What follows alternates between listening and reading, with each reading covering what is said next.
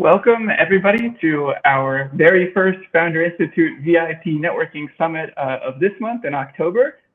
We're now running these new private networking events regularly, about twice per month. These are closed to the public, so they're just for you, for meeting others from across the FI network, whether that you're an alumni or a currently enrolled founder, as well as we might have some mentors or directors joining us. But everybody, welcome. Thanks for being here. If you joined early or you've used AirMeet before, you've probably already been networking in the lounge, which is what we'll be doing most of today. So let's kind of get right to the kickoff AMA portion of the event. And I'll just go over a quick agenda here. My name is Dustin Betts. I'm a community manager at Founder Institute. I'm calling in today from Pennsylvania in the United States. But FI is a very global network, and we're expecting to have founders join us from all across the world today. So please introduce yourself in the chat. Let us know who you are, what your name is, what your company name is, and where you're calling in from, so that before we switch over to networking, we can kind of get a feel for who's here with us today. So the agenda for today is basically, we're going to have a short presentation and we're going to talk about product storytelling with kind of some question and answer with our featured mentor today, Connie Kwan. And then part two, as I said, we'll switch over to networking. We have a new kind of optional worksheet that you can download. If you go to bit.ly/VIP-networking, we'll share that link in the chat so you can just click it.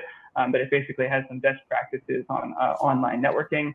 And there's different options here on AirMeet. So there's one-to-one speed networking, randomly matched, or you can join group video chat tables based around topics or geographies.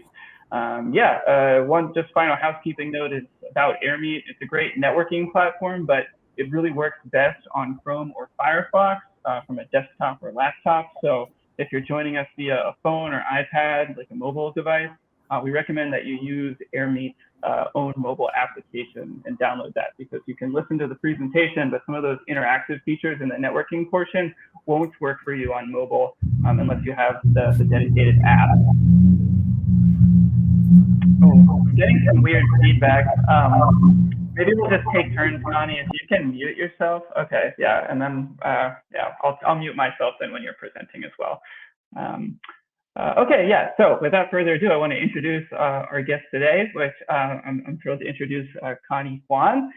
She's a product marketing executive with 17 years experience building teams that are delivering product excellence. So her experience spans a number of different industries: blockchain, enterprise SaaS, on-premises software, consumer applications, digital health, energy, and semiconductors.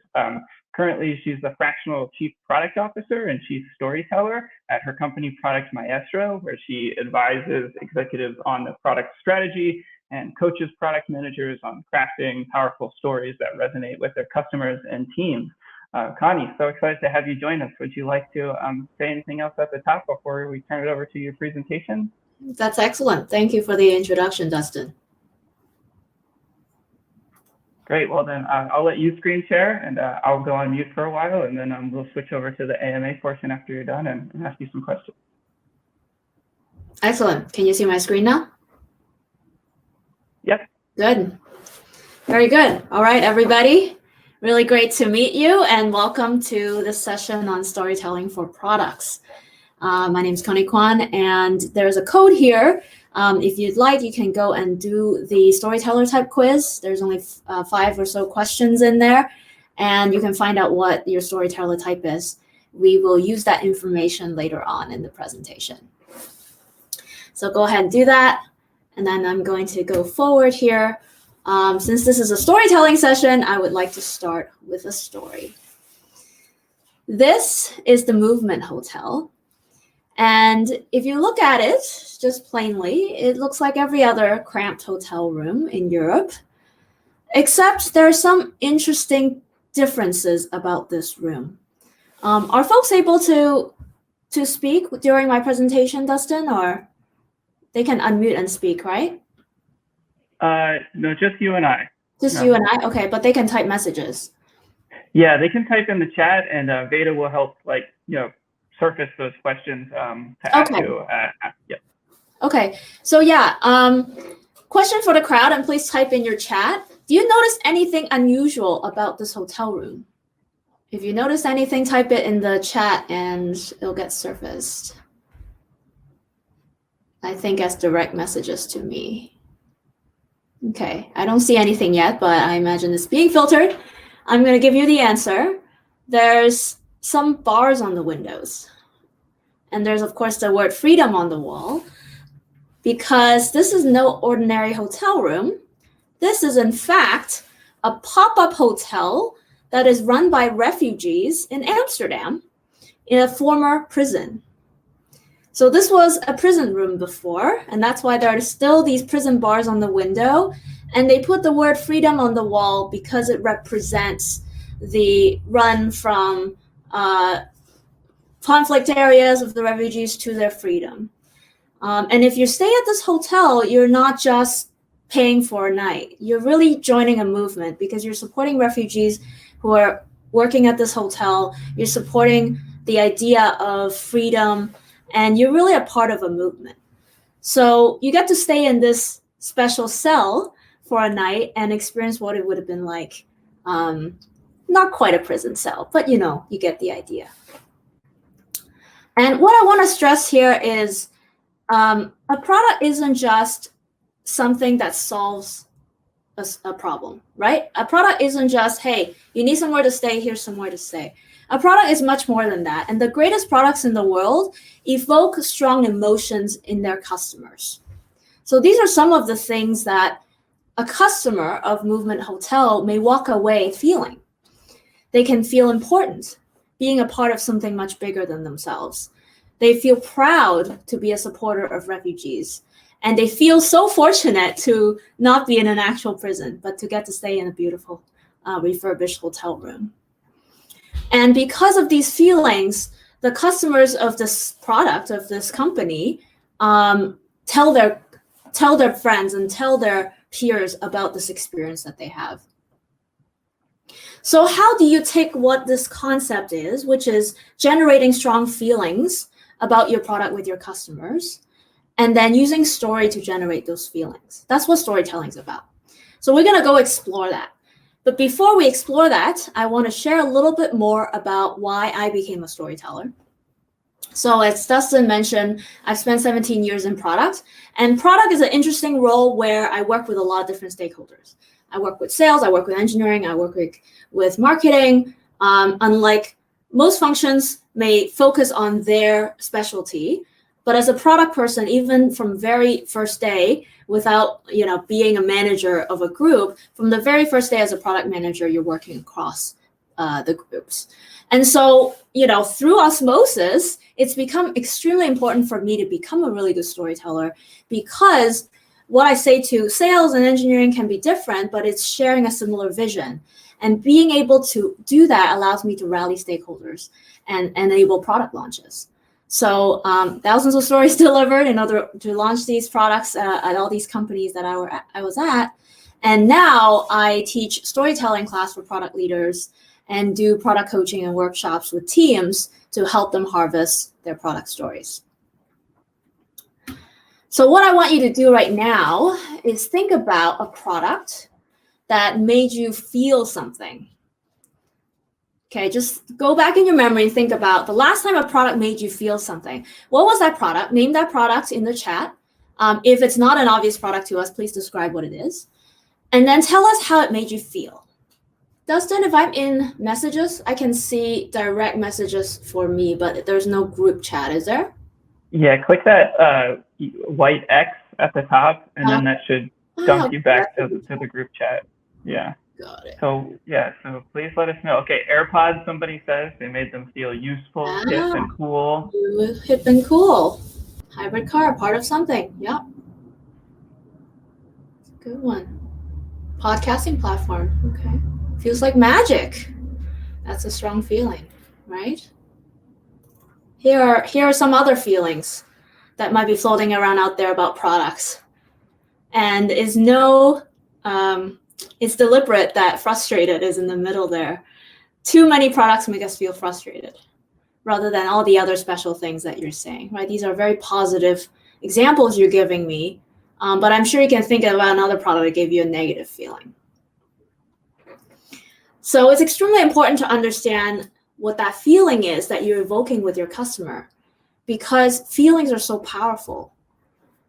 Maya Angelou, who is a civil rights activist and a poet, she said this: people will forget what you said, people will forget what you did, but people will never forget how you made them feel. Brex gives you I'm seeing some of the quotes. Yeah. Who agrees? Yeah. It's so true. When I read this, I realize, you know what? It's true. You know, some people, I recognize them and I have a positive feeling about them.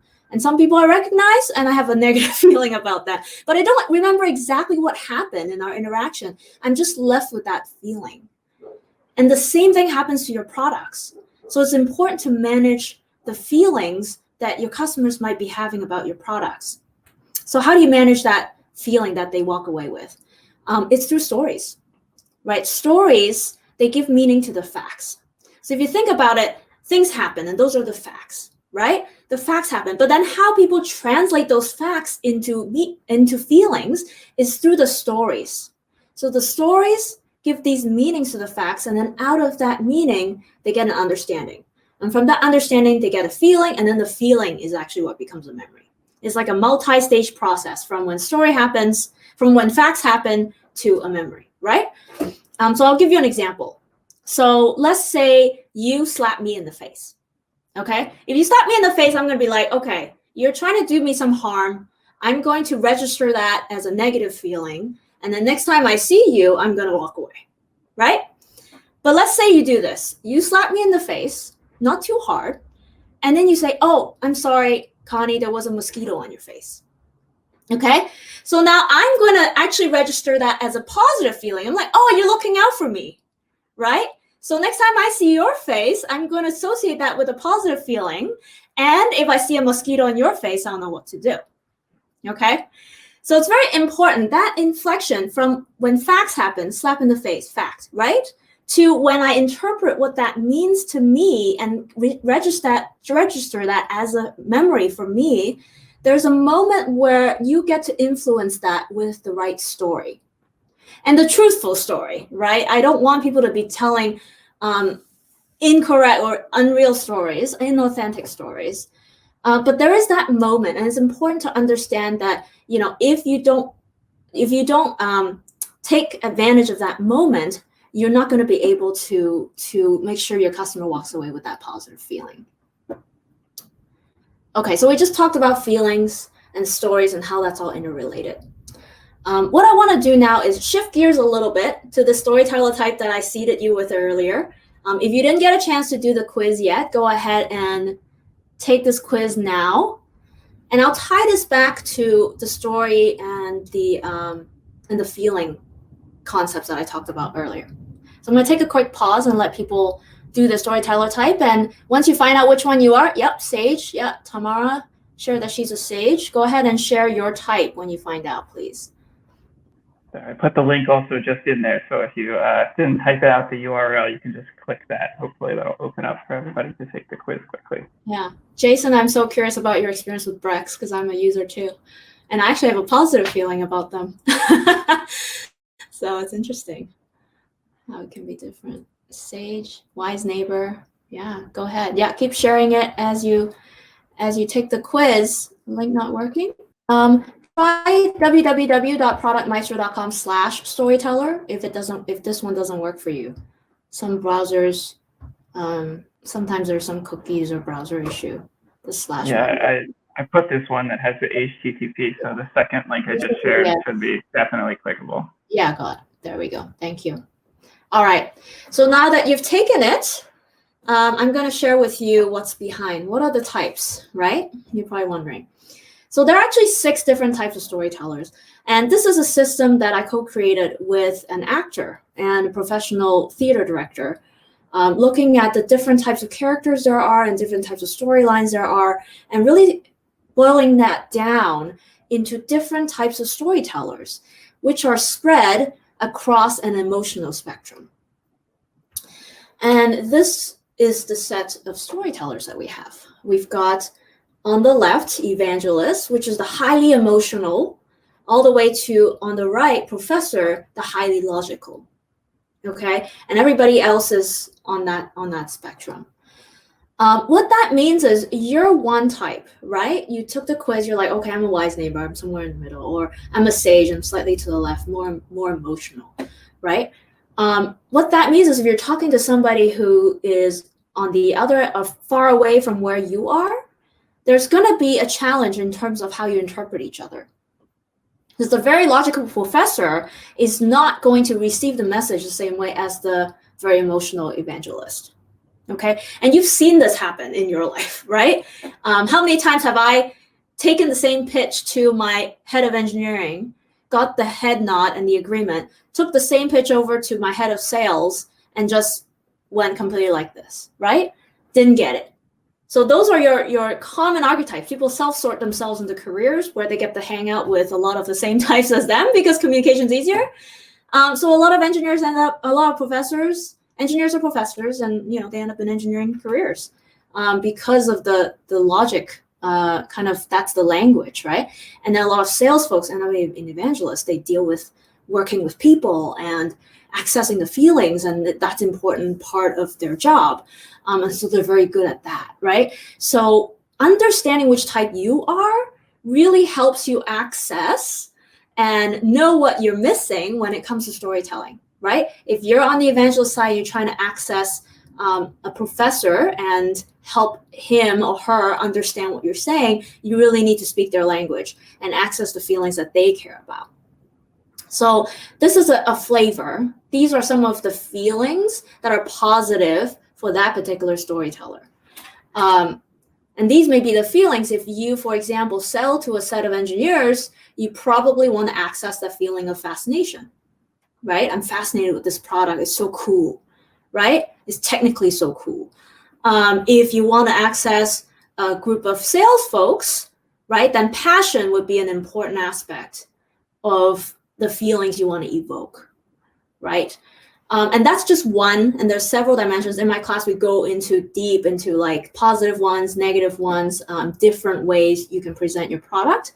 But here's a moment of kind of inspirational example for you. So I, for example, am a visionary, and for me, inspirational messages really hit home for me.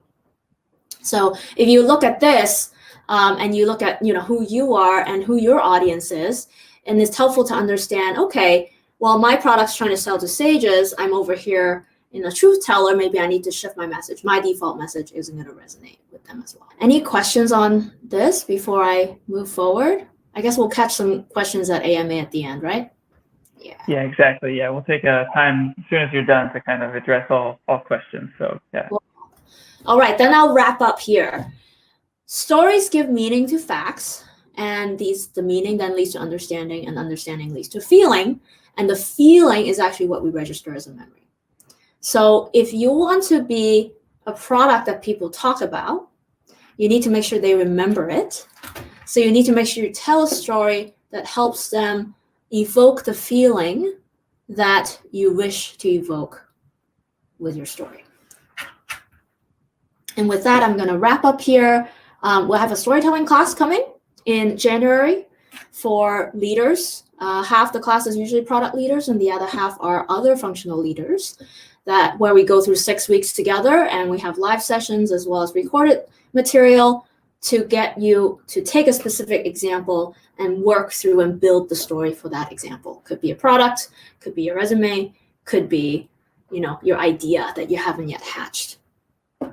And I'd love to connect with you, so please reach out. Perfect. Thank you so much, Connie. Yeah, I found that really fascinating, especially the part about the feelings and the connection to memory. I thought the background picture that you had for that slide with people sitting around a campfire was really interesting because when I heard about like the history of storytelling, it is about like before we had writing, even before technology, we were verbal storytellers, and so that's why like those feelings are so critical to memory and stuff. It's like we really are a species of storytellers. It's kind of what makes us different from the rest of the animal world, I guess.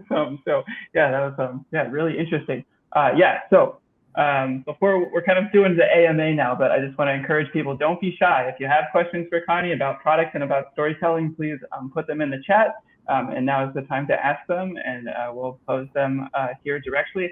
I have a couple of kind of questions that I want to ask about, and basically the first one is just sort of like where you see mistakes in product storytelling, and not just in internal marketing, but if there's a role for storytelling as part of company culture, or storytelling with like internal teams, you know, are there places that you see mistakes? Yeah, not just with the external storytelling, but mistakes that founders might make with their internal storytelling? Yes, that's a really good question. The story needs to hold together, and that's really hard. You know, if you run into it being hard, you're not the only one, because when you start building a product and you start selling different customers, they experience your product differently, and then you gather these stories, and you have all these different stories that are not quite hanging together, right? And so one of the exercises I actually go through with my workshop clients is we fragment. We're like, okay, we have a story that we need to write for investors. We have one we need for external customers, right? And then we have one for internal, like our employees, our team. So those three is your triangle. You have to have a story that ties together, like there's a core of what that is, and that could be your mission, your vision. That has to be the same for all three, right? Otherwise, you're going to walk around looking a little two-faced, right? So the mission vision has to be the same for all three, but then the details of each, it's going to differ, right? Your employee is going to care about quite something else, different questions bringing to the table than your investors and your customers. So we have a story wheel system where we break that all down. And it's very important to look at it as three different inflections of the same story so that you can be very crisp when you tell the story. So the three sides of that triangle, just one more time, it's your customers, your investor was the second one, and then your internal team. Those are like the three. Yeah. Okay. Yeah. Perfect. That makes sense. Okay. Well, please, people, don't be shy in the chat. Yeah. Ask your, post your questions and we'll ask them. A question here is, this is sort of about content, which I guess is getting to the nitty gritty, like marketing of the external storytelling. But I mean, how do you think about the different mediums, I guess, for potential storytelling? Is there, you know, content, audio, visual, and video, the classic like written word? Is there a way that storytelling links to content, or a way that you recommend founders like systematically think through the different options available to them as like mediums and platforms? Yeah. Every platform will have a different audience. So it's like real life, right? You have different audiences. So I would think very carefully about what each of those platforms care about when you form that story, right? So let's say I'm presenting here at Founders Institute. I thought hard about, right, a lot of folks here are founders of newer ideas, and what do you care about, right? And so I customized what I'm talking about to that context. So it's very important to understand your audience when you do storytelling so you can tell the right story. In certain groups, there may be language that they use, right? I was at a conference called SaaStr last week, and everybody's talking about product-led growth, right? So that's the keyword. That's the keyword that people want to hear in order to be like, oh, okay, you're doing something interesting that I care about. So what are some of those keywords? Similarly, so those are words. You also have images, right? What are images that people connect with?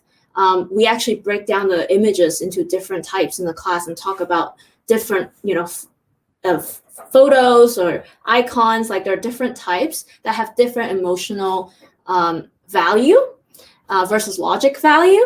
And depending on your audience, again, you want to pick the right image or photo in order to evoke the right emotions with them.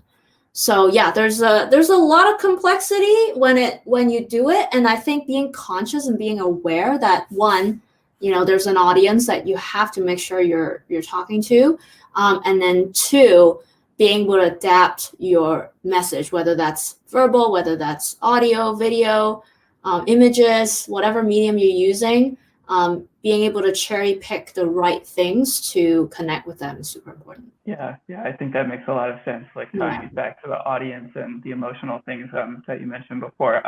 There's one question here I definitely want to ask. So this is from Gabriel, and maybe this is proprietary information that you can't reveal, but he's asking out of curiosity about the breakdown of these different storyteller types, or maybe like even just the distribution, since there's 6 different ones. Is there for founders, like, do they tend to weight towards one side or the other of the diagram, or what does that look like from your research asking that question?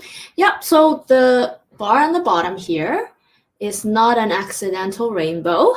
It is actually a graph, a bar graph of the percentage of each type based on the input data that I have. Now, keeping in mind the input data I have skews very heavily towards product leaders and CEOs, which are the group I work with in my class. So, they are heavily in yellow and green because they work across the spectrum, right? So they have basically trained themselves to be able to speak the evangelist language and to be able to speak the professor's language when they're doing storytelling. And what we can do is be more deliberate. Like my students and I, we learn to become more deliberate about the images we choose, about the language that we choose, about the emotion that we're choosing, right? We have basically these choices that we learn about. And then when we plan a presentation or a pitch, we make those choices and the pitch comes out much more appealing and connecting with their audience. So it's learned. Yeah. If you're like, I'm not a good storyteller, don't feel like you can never be, because it's completely learned. We can all be really good storytellers. It's about understanding some of these concepts that are core to storytelling. Different narratives that exist, different ways of presenting that information, different ways to emphasize parts of the sentence, for example, in order to connect with your audience more fully. Yeah, I like Veda's comment that that's a secret data rainbow. Yeah, it was already built into a slide. Like we'd already seen the answer to that question, just didn't know it yet. So yeah, that's cool. I find it pretty interesting, but like you said, it's skewed towards, product and executives. So I don't know if you can extrapolate it to the whole general public. Those are obviously special kinds of people, but interesting nonetheless. Yeah. Really cool. The question here is kind of a role for like the stories that are told about you. And maybe the answer is like, you just can't control it. But I mean, this is not just like the media or the press writing about like your company's story, but it could be like, customer reviews that are public on review sites or your website if you allow reviews, or like what an influencer would say about you or what your competitors say about you. Do you think about that in the context of storytelling, like the stories that other people say about you, or is that kind of like outside? Oh, yes, absolutely. From a brand perspective, those are probably the most important. When you do B2C, it's about reviews and kind of the chatter. When you do B2B, it's selling through champions, right? You're not able to sell directly. There's a committee deciding whether they're buying your product 100% of the time in a B2B setting, right? So you need to make sure they're all getting the message that they need, the information that they need in order to make a positive decision in buying your product. So you're selling usually through one person who is now playing telephone with your message. They'll hear what you say, it does, and then they'll interpret it, and then they'll say it to the committee. So being able to manage that well is going to be very important. For B2C, negative, unfortunately, we're in a world where negative reviews are extremely loud. So you can have 300 positives, but one negative can really damage your reputation. So managing those, right? There's a book on this, and if I recall, I'll send it out through Dustin. That talks specifically about B2C, and it's written by someone who managed hotel chains.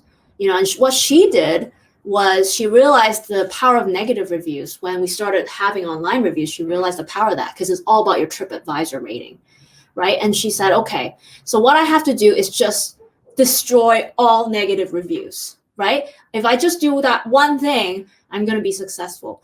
So what she did was created these programs at the hotel where there's a lot of touch points with their customers in order to catch possible negative reviews in the future, right? So she would have happy hour set up. She would, train the staff to greet and always ask, hey, is there something else we can do, right? And so as part of basically tackling future negative reviews, she put in a lot of programs that allowed them to keep a really strong pulse, making sure everybody walks out happy. And sometimes you just have to, compensate folks that are really upset about the experience in order to make sure that you stay positive in the chatter, right? So that's super important to manage for sure. And then in the B2B setting, you're trying to train somebody to tell the story for you. So to the extent you're able to help that person be successful, help them understand, okay, when you're the CFO, when you're talking to your sales leader, here's what I would like you to say versus what you would naturally say, right? Like things like that. If you have access to your champion in that way, that's actually going to be super important. Like don't just leave them out to do it on their own because they might just fail and then you're not going to get the business. So yeah, it's super important to control it to the extent you can, right? Like the story, your story, what other people are saying is your story, etc. Yeah, I find that B2B example really, illuminating because, I've personally never sold a product through a B2B channel, as a startup founder. I've always sold B2C, but yeah, what you talked about, having the champion and then they have to be the one who relays the story on to these other financial decision makers. Yeah, that's such an interesting insight for how you have to think about it. It's like a meta level of storytelling. Yes.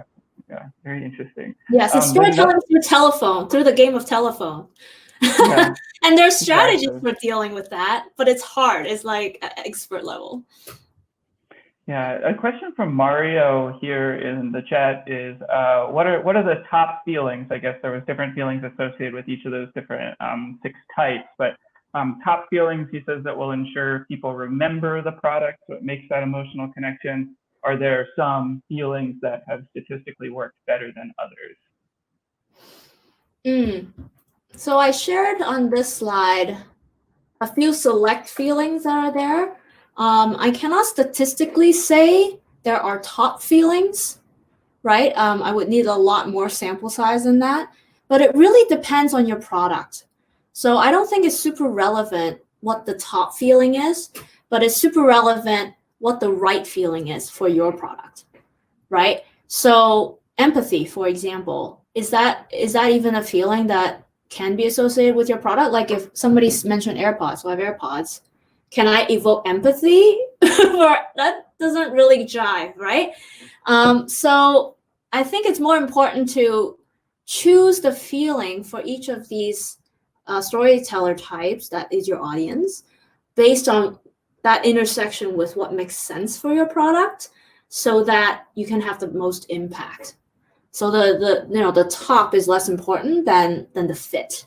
Perfect. And I want to be cognizant of time here. We're running a little bit over before we switch to networking. So I'm just going to ask one more audience question from the chat here, which is from Fiona. And she's asking, do you think creating a communications narrative is important to ensure consistency in messaging? And I think what she means is as it regards to other team members who are a part of your overall storytelling process. I don't know about communications narratives, kind of a vague term, but how much do you try to systematize, I guess, this among the rest of your team, sharing the load of the storytelling, whether that's, with the marketing team?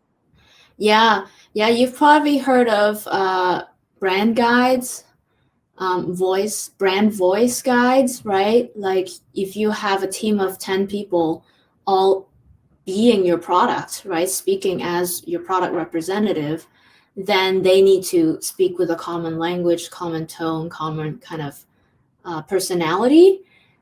So that's going to be important.